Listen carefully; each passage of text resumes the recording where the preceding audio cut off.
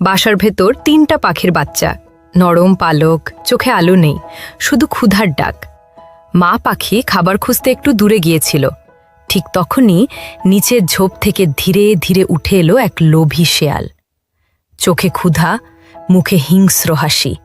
সে লাফ দিল গাছের দিকে। বাসার ভেতর বাচ্চাগুলো কাঁপতে লাগল। ছি, ছোট্ট ডাকে আকাশ কেঁপে উঠল। হঠাৎ বাতাস চিরে মা পাখি ফিরে এলো।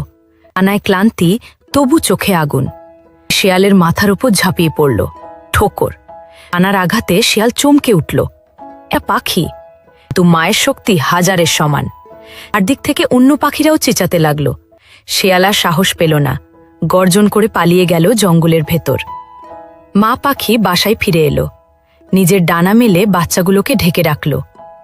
তারপর বাচ্চাগুলো আবার কাঁদতে লাগল, কারণ কেউই তাদের লাইক আর সাবস্ক্রাইব করেনি।